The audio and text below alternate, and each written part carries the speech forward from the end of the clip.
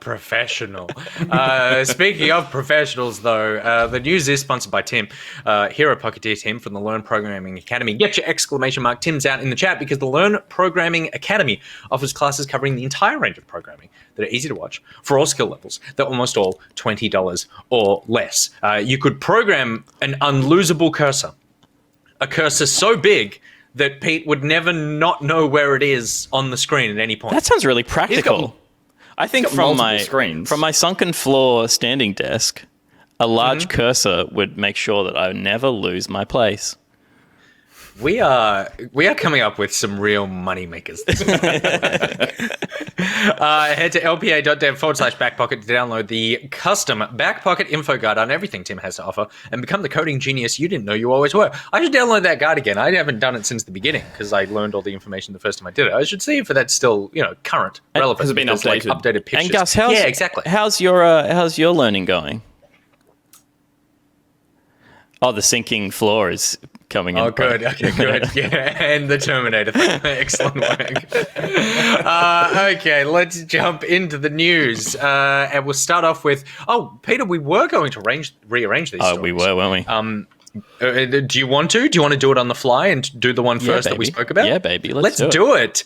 Guys, E3 is going to be weird. Emma Kent from Eurogamer reports that we now have an idea of how E3 online is going to work in practice. So a reminder, everybody, I don't know if you've heard, but there's a global pandemic and E3 is going entirely online. There you go. That's all the information you need to know. The ESA has announced an online portal and app for E3 2021. Nothing could possibly go wrong with the ESA and some sort of online data harvesting. In a press release, the ESA described the online portal and app as a key hub for the duration of the show. It's going to feature hosted events, virtual booths, online forums, video conferencing, and even profile and avatar creation. There will be exhibitor booths in the app that will have special events along with like VOD content and articles, and it will act as hubs within the portal for key announcements and game information tied to each exhibitor. Emma reports that it gets weirder from here. The app will also have lounges described as gathering spots for all E3 attendees along with leaderboards, and then those leaderboards will show gamified show elements that can be collected and displayed, encouraging fans to interact in as many ways as possible. Boys, I don't know about you, but this sounds really dumb and something that I will never ever engage with. I'm not as negative. And Gus, you just Metopia'd. You might be able to Metopia all the way to E3. I could, but you're right. I'm someone who really leans into any form of this sort of like integrating social elements into something gamified, stuff like that. I think when we started out, and we were looking for an office space, I was like, we could all just buy VR headsets and all just like pretend to have an office. So I'm always like up for the dumb idea initially, but you clump too many of these dumb ideas together and it sounds like someone who is just throwing everything in with the attempt to be like, if it's going to be digital, we have to do everything digital. And it's like, this actually sounds like none of these elements are actually going to stand out as being better than anything else. It's like, for me personally, going fully digital as an event, just like stick with that, start with the year that you're going to do it and just have it as streaming videos and like have some customizable chats and stuff like that. But the idea that they just want to integrate, these are just not going to work. People don't love this stuff. These aren't going to work. I don't know that that's true. Peter, they're not going to work. Not going to work. BlizzCon has had an online presence that's very similar to what is being described here for the last few years. Yeah, but didn't even they warm up into that, like, over a couple of years? Obviously, BlizzCon still had a live, like, element to it, even when they were doing the digital stuff. But you would buy tickets to digital BlizzCon and tune into the digital stages and see, like, content drops from Diablo and from, it's a lot more focused an idea, BlizzCon, because it's just Blizzard games. So I think it's a little cleaner. But I think there's potential here for people to find things that they're interested in. And if they're going to sell tickets to the event, or at least to parts of the event, then it could be a way for them to actually, have a lucrative event and revitalize what E3 is. I mean, I'm I'm totally fine with the like announcements online and the streaming conferences and all that thing. I just think the whole oh, I'm so sorry. It's all that chocolate bullets.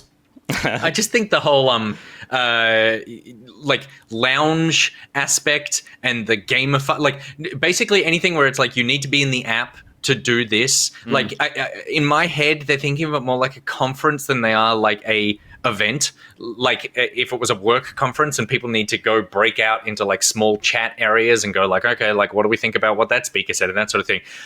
We know what happens when people who play video games get together and they're not playing video games and they just say, I will suck everyone in this room if you bring back Fortnite. That's what happens when we give these people a voice. So give them that room and they can all do that together in one room. I still think like they're still streaming to Twitch and YouTube and whatever. Yeah, so it's like I think that's where the I'll suck you off for Fortnite people are going to be.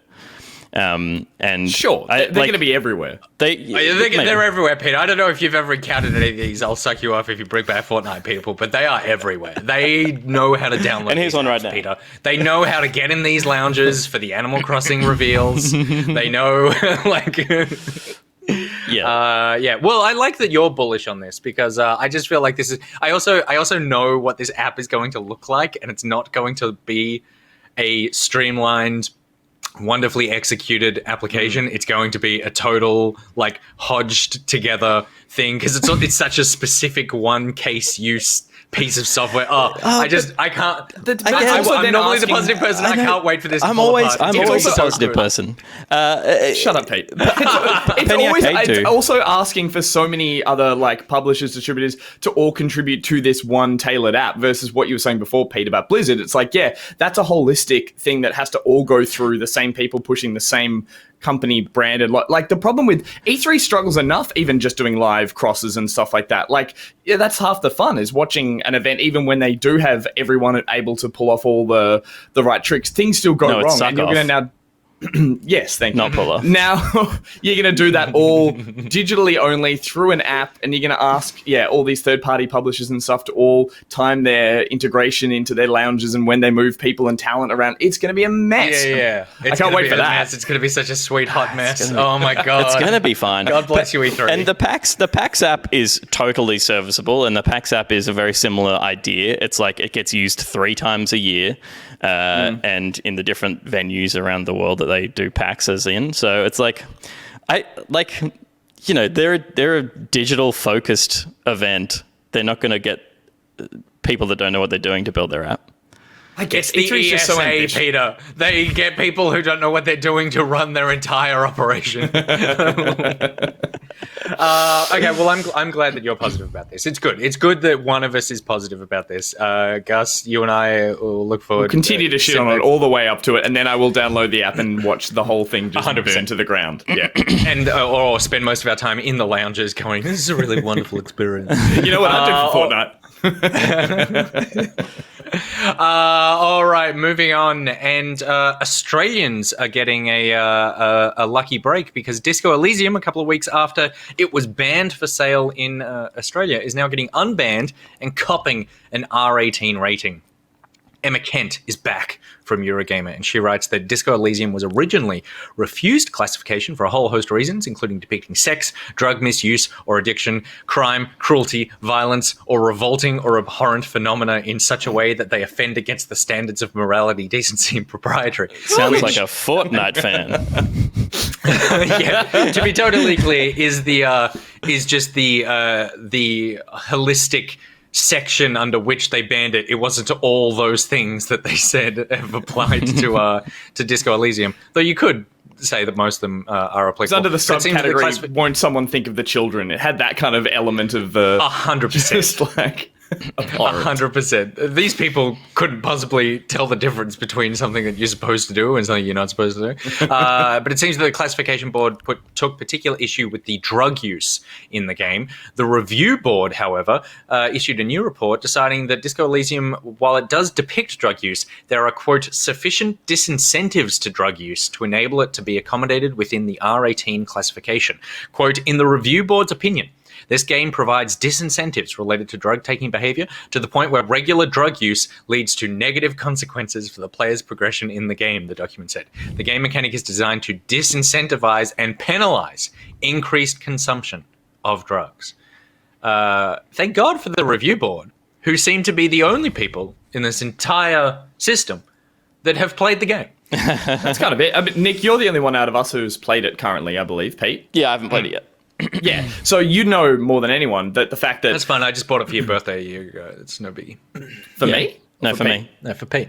Was it a that's year just a ago, or Pete. was it... I think you got me the Final Cut this year, didn't you? No, it was last year because we was in the office and I bought it for you live. I was like, bam, check your Steam account. It's in there. Oh, what a hero. That's a classic I know, it's Peteism. It's like a kind gesture, just forgotten on the wind. But because you I played remembered it, he bought it for me. I just haven't played it. That's a good well, point. yeah, that makes I remember better. everything Nick and I have done together.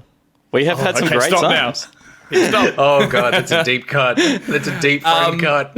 Is it like the progression of your character in this game in like every way always going to be somewhat negative though? Like, isn't that where the sort of gray area here is that drug taking and other abhorrent actions are semi-necessary because your character is going down this kind of spiral? Like, there's no good and bad path. It's all pretty grim and pretty pretty negative. It's not, it's not that it's like necessary, but your character does not make. I mean, we just saw in the video he punched a child in the face. Like he never makes a good decision.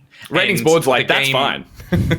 Yeah, and the game frames all of these decisions as being because you're basically with a character who acts as your conscience or who is a quote unquote normal moral human being who spends their entire time watching in disgust as you live your life. So every character around you thinks you're a monster, and anything you do in the game is perceived as being the wrong choice for a human being to make. So there was never a scenario where it was like drugs are great. No, but what I mean by that is the idea that like everyone's tale through this game will probably lead to some interaction with drugs, kid punching, other horrible things. Totally, so it's like the ratings board, or sorry, not the rate, but the original ban was based on the fact that they're like, oh, it makes you do this, or this is for the sake of the game, and all games are on a positive sort of trajectory. Where this is like, no, this is showing all of it in context of the game, which is why it's so good and well received. So it's like, it's nice that that's been ironed out because it's how else do we tell stories about flawed characters and terrible scenarios, abhorrent scenarios, one might even say. Yeah. I'm not sure when the review board came into play on the classification system, because it used to be that developers would have to pay another $10,000 to submit, which was just unaffordable for a lot of these smaller games. That, I mean, Disco Elysium has done well enough that they could, if they wanted to, if they saw that the market was worth that money. But it seems like the developer made a request for review, and that has happened, and it's come out in their favor, which is really good. Did they make more money in sales after it initially got banned? And then they're like, well, we've got this extra cash. Let's resubmit it. Maybe that like rush to buy it before, because people were worried it was going to get removed from Steam and stuff. And so it was like, everyone was just like, buy now.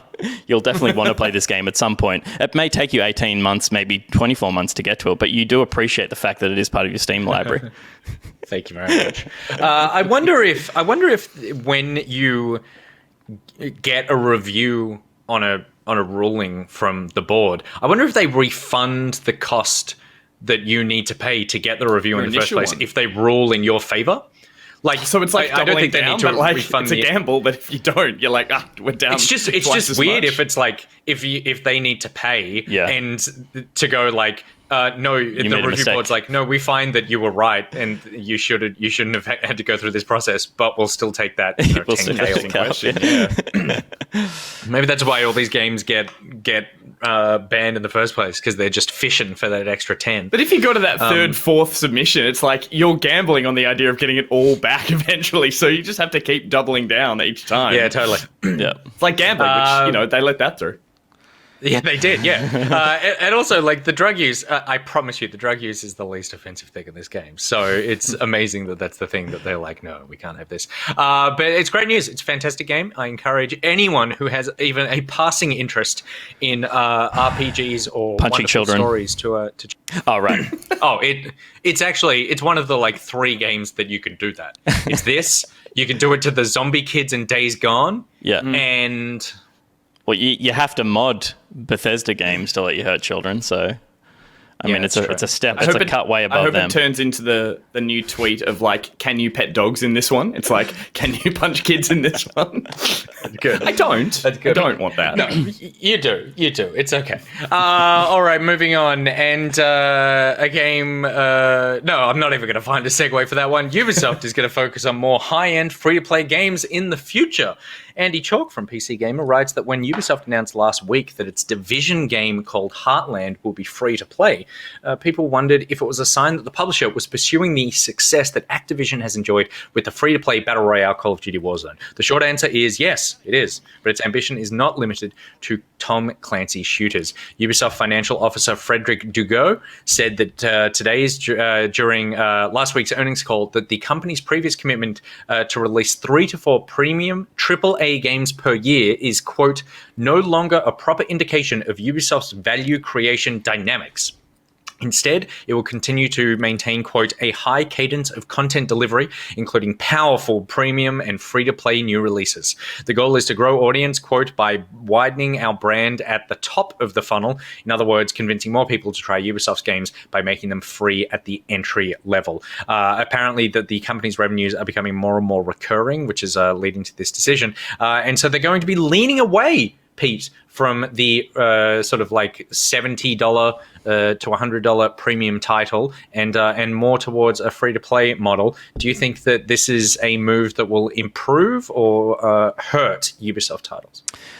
I guess it remains to be seen whether it'll hurt or improve them. But we know that freemium works as a model for the right kinds of games.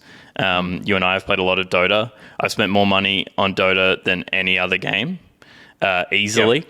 I spent hundreds of dollars on Dota, which I got for nothing, and then bought dumb hats because I love the game and I love the ecosystem and I love the... You know, maybe like it's hard where it gets to the point where it's like, is this a predatory way to do it? As long as it's aesthetic, I think people are okay with just having aesthetic purchases. And of course, Dota has the international, which is a big revenue raiser for the game and the Dota ecosystem, where maybe a Division doesn't have a competitive scene that people want to see money go behind. Or but if they find other things like that aren't an esport, but that maybe are ways to contribute to the ecosystem that feeds back to the community in interesting ways, then yeah, I could see that working for a Division. I could see that working for Far Cry, where these games are like, I don't know, they have a lot of fun mechanics and maybe don't have the hold. Like Division for me, I fall off all the time because I'm like, it's fun to play and I just don't see the point of playing all the way through to end game. So yeah, I don't know. Gus? I mean, yeah, as you said, it's encouraging for it to be AAA and, as I said, sort of like high quality freemium, because that's when, yeah, it doesn't have to be predatory because there's usually substance there in the game that you can enjoy, and the best version of that, like you said with Dota, or I think like for me Hearthstone, things like that, where it's like you get such like an affinity, like you really start to love that game, so you feel like you need to pay it forward almost to them and be like, yeah, I'm happy to put money back into this. Whether or not that comes off as something that's purely cosmetic or, as you said, has any impact in the ecosystem of the game is a tricky grey area that I think, you know, it's really dangerous when certain games then try to push that even into any form of kind of like game altering thing that can be purchased. It's like even on the smallest level, it'll upset some people and it can be a really hard tightrope to walk. I think, yeah, as I was saying, but like the fact that there's going to be a substantive sort of game here. I think I don't know too much about Division Heartland. I thought it was going to be maybe Battle Royale-ish. I wasn't entirely sure if that's, or it's just like a standalone kind of new chapter. I looked up some of it, but couldn't quite get a good read on it. They haven't announced too much info on it. There's some leaked footage came out over the weekend, but it kind of just looks like Division. They haven't sort of gone too heavy on what it is too much. Fair enough. Well, I guess, but leading into that point, like, for battle royales as a genre, like you're talking about MOBAs, but for things like battle royales, I think it's crucial because you need that player base. And I think Division obviously doesn't rely on that player base as much. It's more co-op, it's more against AI, but it's like, if you're going to build a community or build a player base that's always going to be there for a match when you want to play, making it obviously free to play is super important. I'm trying to think of any battle royales out there that survived or have managed, who've had actually a price point. But that's if Heartland turns into that. But I think like for that genre, and as you said at the start, Pete, it's like it's got to be picked with the right game, or it's got to complement the game itself. So as I said, more money poured into the game being good, that's a good start. But it's what they choose to do following that and how the people react. I don't know. Yeah. Nick? I think that out of all of the publishers out there at the moment, Ubisoft are probably in the position to be able to make this work the best. I think that their upcoming content slate seems, and this is the decision that it's not like they made this decision this week. Yeah, they've been working in the background on this. You look at like Riders Republic. What's the skating one? That's Roller Champions. I would be shocked if Roller Champions comes out and isn't free. They've got like content coming up that feels like it's already leaning into this. They had, which we're watching now, the Hyperscape, which seems to have basically disappeared, but this was their first sort of like big foray into that. And then even games like, and then obviously Heartland has been announced as well. But even games like, thinking about Assassin's Creed, there is a world where, and I don't know if this is a smart move, but like I can imagine a Destiny style Assassin's Creed where it's you've got a base game that you play, and then you hop in an Animus and they put out season passes or something that is a new area, and you hop in an Animus and you go and you either take all your stuff or you go to a different time period and like play a different part of this map, like a new island has appeared or a new country or whatever. Like I think that their games are, even though most of their games have some sort of narrative, their games are also very segmented and built around engagement systems. So you can take a Far Cry and chop it up into bits. You can take a Division and section off parts to be able to like go free play, and then these add-ons. Lots of the games involve like skins and ways that you can customize your character. You're rarely playing a character, unlike say a Naughty Dog game where you're playing iconic characters. You're often playing characters that are ciphers for you, the player. And so therefore outfits and costumes and skins and stuff lean into that idea. You're not playing this like completely authored story all the time. So if you were, it was Sam Fisher, and we just haven't seen him for so long. So totally, that's my only icon that I'm still waiting to play. 100%. But you could go like free to play doesn't always mean free, right? It just means basically free to start.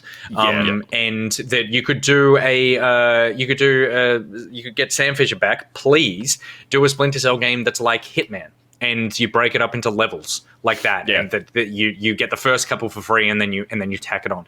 I think it's interesting. I saw in the chat, who was it? It was Lily Spearman, because as we were talking about this, I was thinking free to play is always a misnomer for me, because it might be free to play. Like Call of Duty multiplayer is free to play for me, and I have spent hundreds of dollars on skins multiplayer, in that game, and I don't have to at all. Yeah. The multiplayer is not no. Sorry, I said for me, as in like I got the game. I bought the game, but like I can play the multiplayer for free once I have it. Right. But as in like I don't need to have a recurring subscription or something to play it now. Sure. But I have put hundreds of dollars into the multiplayer, even though I don't have to at all. Got to get just that double putting XP. those things in front of me.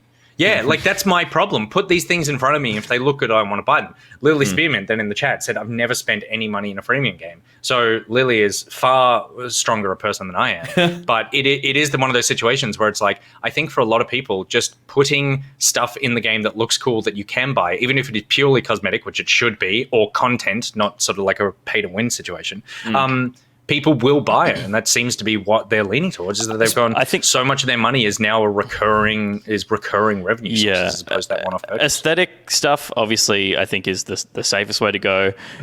Content behind paywalls is really dangerous in my mind. I'd prefer to pay upfront for Hitman than get a demo that you have to then unlock, kind of thing.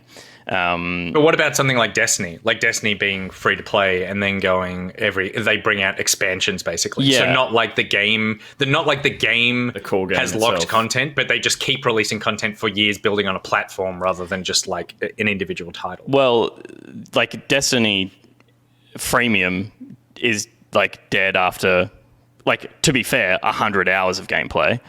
And then you can't do the interesting things anymore. So it's like, that's, I guess, fine. And I mean, Destiny is a model where there is a heap of stuff to do. And even though you repeat a lot of stuff, you do the same strikes a million times. It takes a while for you to grow weary of that stuff. But then you are locked out of the interesting new stuff. And again, Destiny isn't particularly affected by that, I guess. But like in a multiplayer game, like if in a COD they lock maps, which I know COD doesn't, but say in Hyperscape there was a new map that came out that you had to pay to unlock. You start splitting your player base.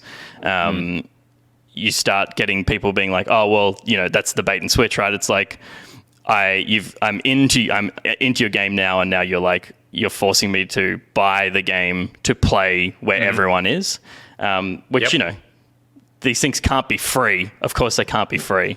But it's such a like walking on eggshells on how the audience perceives what you've put behind a paywall.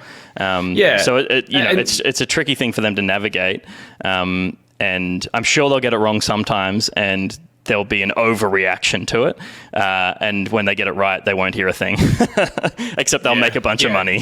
So Totally. they'll be happy. You're right. In terms of the audience reaction, Ubi's in this place where they have all these different franchises that have such strong fan bases, I should say, that, Nick, you're right when you talk about the idea of they could totally... They are bold enough or in a position where they can experiment with how that game is delivered or how that franchise is delivered in different ways across different...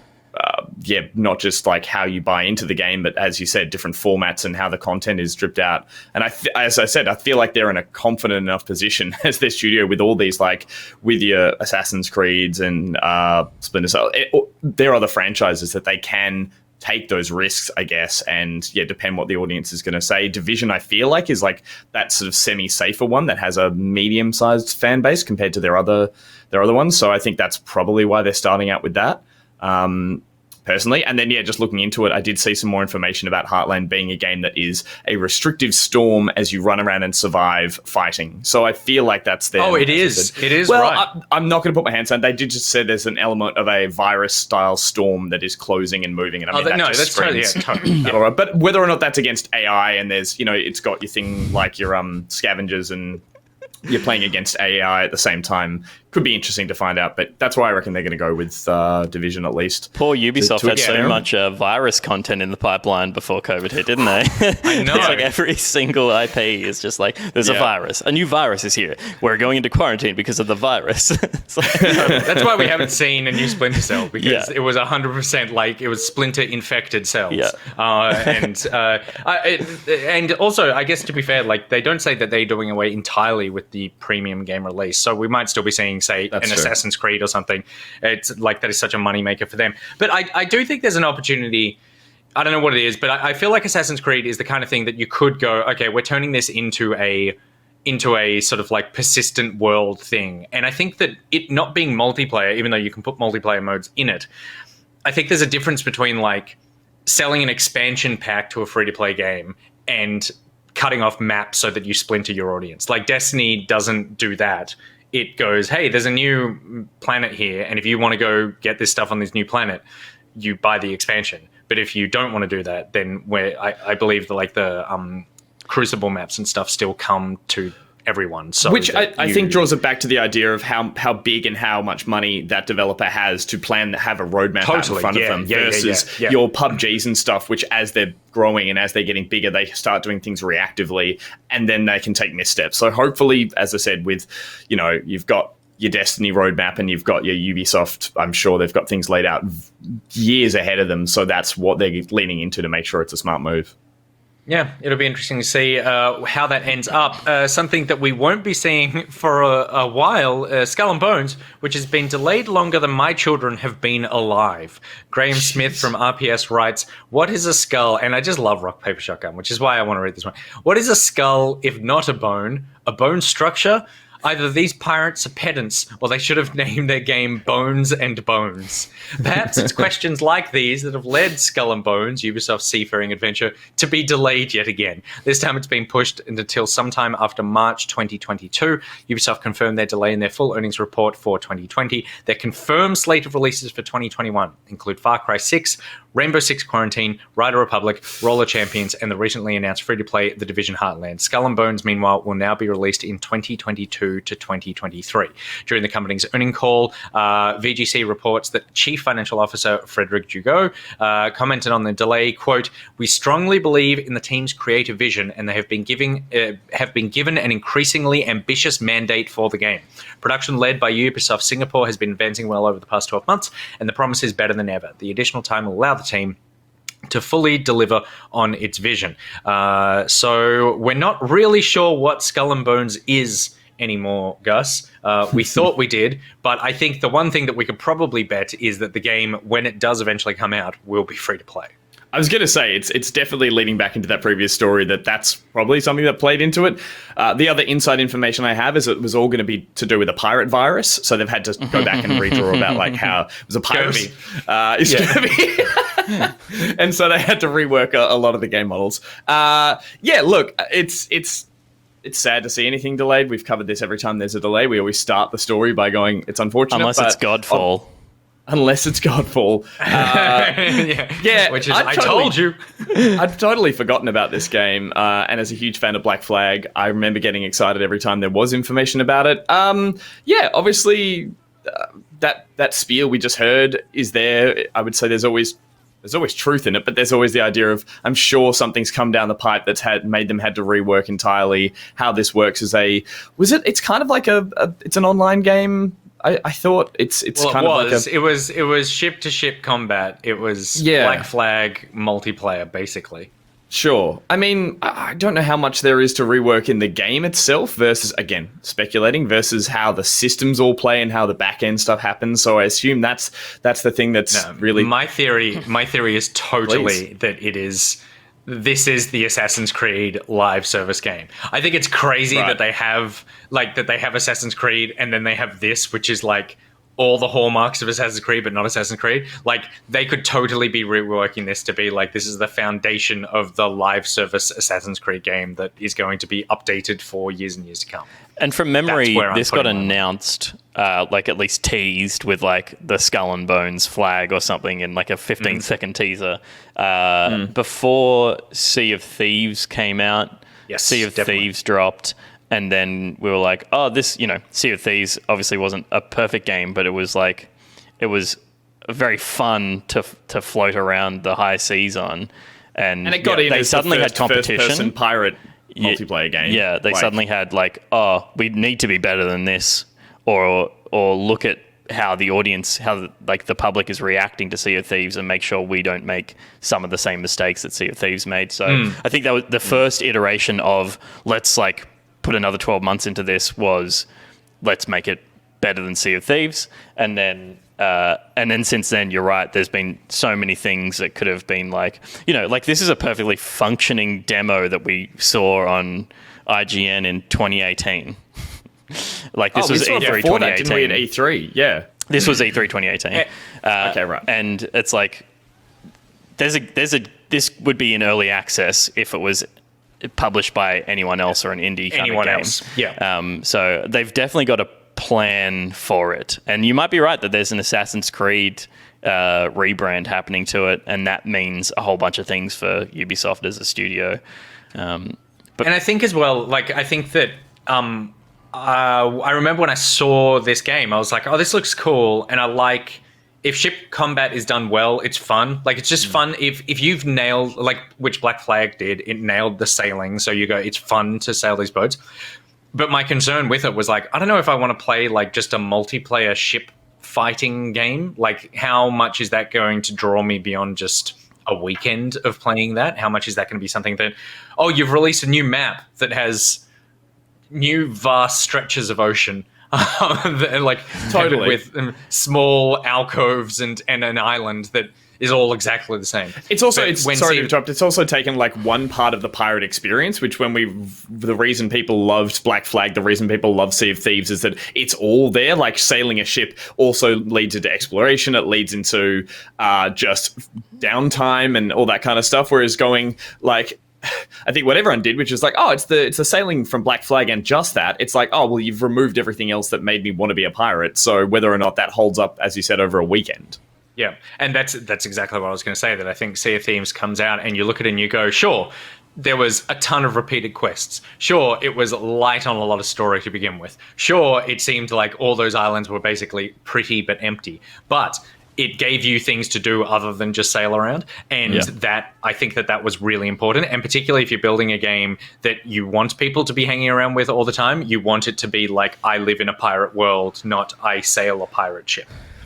Yeah. And we'll also having a destination. I think like you get put in the water, you need to pick somewhere to go. Totally. And Sea of Thieves, that was the best thing about Sea of Thieves. It was like you look at the map and you're like, that is a horseshoe-shaped island. Let's go see what that is. And so then you start, and then, and you never make it there because a million other things happen on the way. But that's so important to have like an idea of a heading that you want to go in. And if it's just like float around a few this little archipelago and shoot other ships, you never get the opportunity to go like, I want to see what's like on the other side of that island. It's just like, I want to go and shoot the next thing I see. We also, I know this is old footage, we haven't seen that much footage showing, like, at least at your demo, show a cool island, show tidal waves, show a sinkhole, sort of like a tidal, what do they call, whirlpool. Like, you're right, Nick, everything we've seen in this demo and from memory, everything else has been flat ocean on a calm day. I'm like, okay, that's all we've got going? I am just constantly fascinated with the process that this game's going, and I go totally, like, the fact that they are still working on it and they've said that they've increased the scope of it means that they do believe that there is something there. I think that they would probably, if there's a sunk cost fallacy, I think Ubisoft, which is the appropriate fallacy for a ship sinking for a ship. Thank you very much. It would give up on something if it's been this long, and they go like, we just can't make it work. But it sounds like they have figured out how to make it work. They just want to add 40,000 things to it. So yeah, we'll see in 2023 or 2022 or 2023 if we have a chance to play it. Looking forward to playing that in 2033. Your third kid's going to love it, Nick. Yeah, absolutely. Something else that my kids can play in the meantime is the team is Adopt Me on Roblox, and the team behind that game is actually forming their own studio. So this is a significant story because Adopt Me, again, if you haven't played Roblox, I basically guarantee you've never heard of this game before. It is one of the biggest games on the platform. It has, I think, 2 million concurrent users, which would put it at the top of Steam's player base if it counted, even though because it doesn't, because it's just being played within Roblox. But the people who made Adopt Me are actually forming their own studio called Uplift Games. Anna Diaz from Polygon writes that Josh Ling, the director of business opportunities at Uplift, told Polygon that the decision to begin working together as a studio reflects the growth and ambition to continue to provide our audience with AAA experiences within the Roblox metaverse. So Adopt Me is basically like Pokemon, kind of. I think it started off and you made a family, but then it really blew up when you could adopt a dog or a pet, and then you would carry those pets around and you go and buy those pets coffee, and you feed them and coffee. Lamborghinis by the look of the footage as well. Yeah, so it's all this sort of just weird Roblox shit, and it is insanely popular enough that a studio of 30 to 40, I believe, is what create this game, and that is on a budget that comes from the developer to Roblox split, I guess. So if you sell something on Steam, you get 70% of the profit, Steam gets 30%. It's flipped on Roblox. So Roblox takes 70% of the in-game purchases in your title. You get 30%. And that 30% is still managing to fund a studio of 30 people and growing as well. So I imagine, Pete, this could be the future of video games. Yeah, I imagine Roblox run the servers and manage all of that, which is why it's like, this is basically own the development tools, and this is an app, the platform and everything. Yeah, it's an app in Roblox, which is that's cool, and it's good that it's good that. Look, I mean, I can't look at this game and go like, there's a lot of promise here. I can't look at this game. I want to play it at all. But you know, they're a team that have been working together on something really successful. And it's cool that they're able to step aside and set out on their own and hopefully can capitalize on the things that made this successful. Obviously, the scary thing about stepping away from the Roblox ecosystem is that the kids are there because of Roblox, not because of Adopt Me. Adopt Me is just a successful part of Roblox. So I don't think they'll be able to translate that audience directly across to whatever they do next. But the ethos of this new studio is sweet, and I hope that they can live up to that and be successful with that idea of being like, what do they say, a studio that anyone can work at and only have good experiences. And I've never been to a workplace that had that successfully happen, so it doesn't matter what it is. Totally. Even Disneyland, there was some dark shit going on there, man. Absolutely. Happiest place on earth. It's weird. It's a good point in terms of like, what they're leaving in setting out on their own is a very... Well, they're not leaving. They're staying. They're continuing to make the game. It's just if they make anything else outside. Yeah. Right. Sorry. Yeah. So they're still making this. They're not leaving entirely. But as Pete said, a money making baby. To make that other thing, I assume is, will it be in the Roblox universe? Like, they haven't come out and said yes or no towards that, I guess. So we don't know if the next project is or isn't. No, they haven't said what. Like, okay, basically, right. part of the reason that they formed the studio was that they went, it had been 30 or 40 people working on this game as like a side gig, and and now they want to start giving them like benefits like healthcare and insurance and like pay their super and all that sort of stuff of going, we're going to really formalize the work process around this so that people can be secure at a studio. And that they also need to keep scaling up. And at that point, it's like you can't just be a collection of 100 people working on this thing. Yeah. You got The short term is they want Adopt Me to be the business and actually have a business around it, as opposed to it just fair enough. Like, I guess people coding from their bedrooms and uploading it to Google Drive. Here's the new code. Yeah, I'd be not to sound overly negative, but it's like, I would hope that their projects that they continue to work on are within the Roblox ecosystem, based on the fact that the creative decisions that they've done making this game, as you said, it's essentially Pokemon / Digimon / it's not that it's an incredibly unique experience to have. It's just that it exists now with a bit of what I'm going to use polish in Roblox. And so whether or not like that's a good idea now to start a studio that are going to, recreate other interesting genres of games that people might like in the Roblox universe with that polish, I think that's an interesting business model to pursue. I wouldn't say, and again, not trying to shit on them, it's like that the people coming out of this aren't going to be these developers or these up and coming coders and developers who are ready to branch out and make the new best game that hasn't been made yet, kind of thing. So I think it's strange that like maybe you're looking at a studio that are going to start just creating more polished games within Roblox. I think. Why do you think they suck? Because the game is essentially Pokemon or like a Tamagotchi. Yeah, but that's like saying that we make a this thing on the internet. There's no way that we could go make a TV show. Of course, No, I guess I'm anxious about the idea that if they make their own studio and they feel like we can step out into the real world, they'll be crushed. But in the article on Waypoint that was talking about this, they were saying that they get developers from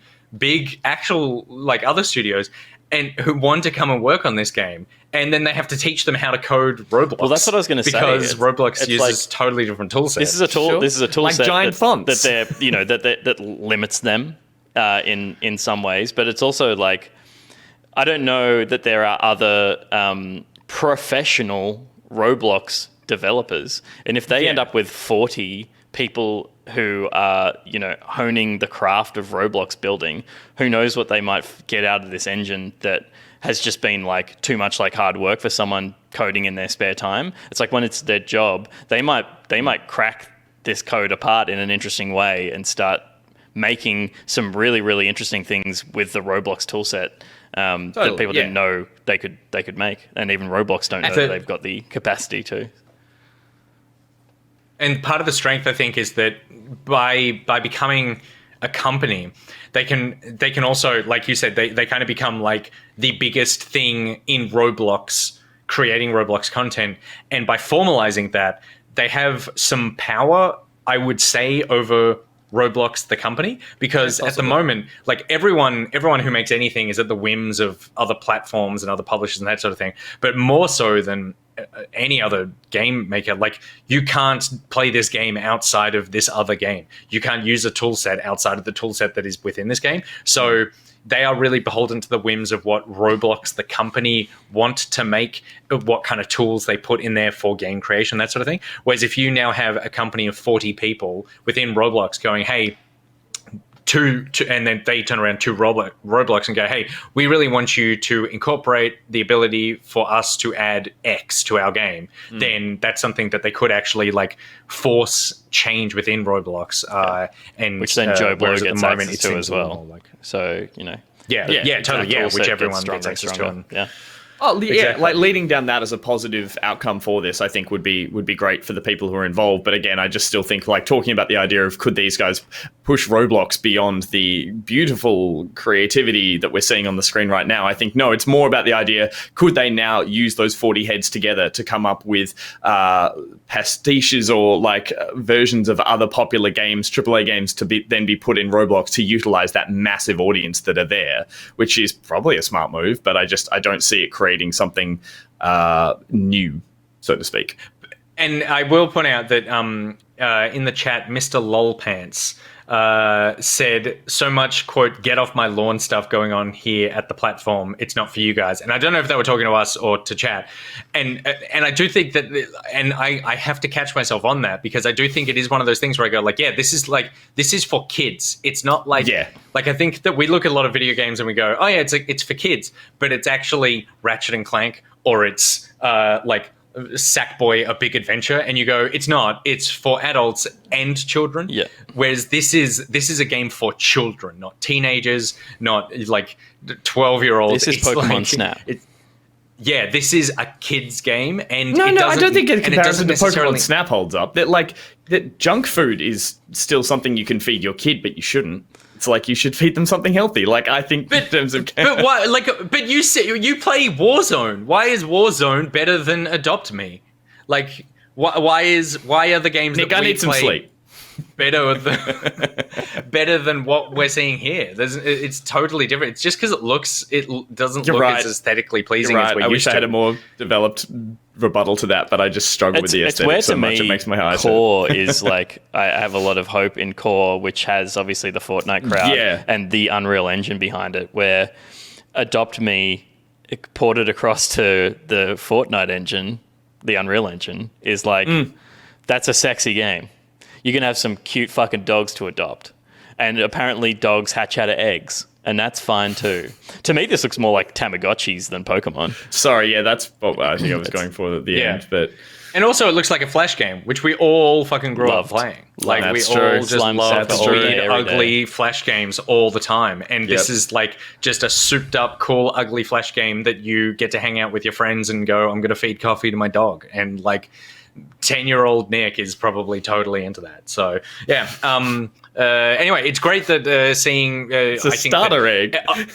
A formalization of the developers behind some of this stuff, I think, is a really great thing to be able to go push back on the company a bit so that they're not completely beholden to what Roblox want them to do, and instead can go, hey, you know what? We would like to do something in here that that pushes the boundary a little bit, still for kids, but that's a good point. So it's a cool idea. And then finally, the most just nothing story this week. We got new Sony PlayStation 5 controllers. I just want to know, like, I don't know, I could be wrong, and this is just a personal taste thing. So the colors that are coming out are red and black. I just don't know, red controllers are always so ugly to me. I think most colors of controllers are really ugly, and I don't know who gets to decide on what colors they're going to launch with. The black looks totally fine because it just looks like a normal thing. Red, I don't know. As I'm even saying it out loud, that's like, a why burgundy. the fuck are we even talking about this? But it's just like those. That red is so off-putting to me. It was so off-putting that I put it in the news. True. 2 points. Black, not a color. It's a shade. So saying we have done. 2 colors and one is black is, woeful, I think, in terms of... That could just be like the black and white controller comes out. Everything's done that. Xbox were black controllers, then there were white controllers. PlayStation had, they're just the 2 standards that you should have on launch. And then I totally agree. Cosmic Red, as ugly as it is, at least I haven't seen that red anywhere else. So I think that's like at this point, we are just struggling to find elements of the spectrum here that like the color spectrum that haven't been branded as something else.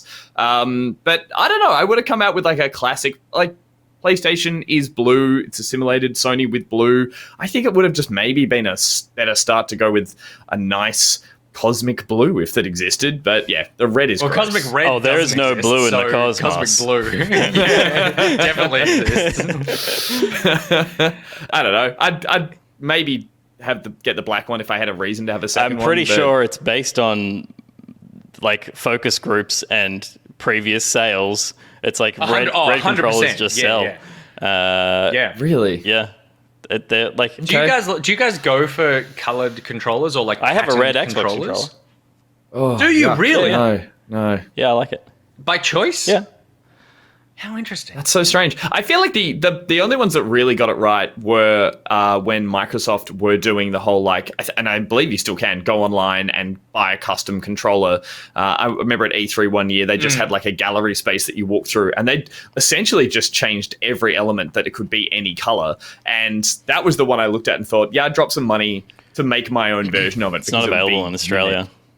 That's right. Yeah, it never got around to here, but. Because, shipping things is impossible. But, that's probably the only thing I do, and I still never have. They have to be, like, ubiquitous within my, like, space. They just are, like, simple household items that live in a little box. All the gross, or like, this generation, but a pockety huge one. box. Yes, but a pockety one I would like, and nothing else. The chat is split 50-50 on red or... yay or nay on the red Cosmic controller. black or cosmic red? That means that there's 50% of the gaming audience that might be the broad gaming audience that might be interested in buying a red controller, and they're pretty. And that's a lot of sales. There's more positive sentiment about red PS5 controller than white PS5. I guess, but it's the first different thing. So is that just leaning into that? Is that just the people are reacting to the first customizable part of the PlayStation 5 when people who got one have just been gagging for something to add to it? Why do you care what controller people have? Because I like aesthetics and like it's gross. It's a gross color. You have a gross. You have a pipe shelf on your wall. A pipe shelf, Angus. I don't point the camera at it, and it fits within the aesthetic of my room, which is timber and metal. So, Excellent, good. All right, we'll just let you guys know that there is a new red controller that you can buy and send to Gus. The PO box address. I'll break them all on screen. Cool. All right, that is all the video game news that happened this week. There's nothing else you need to know.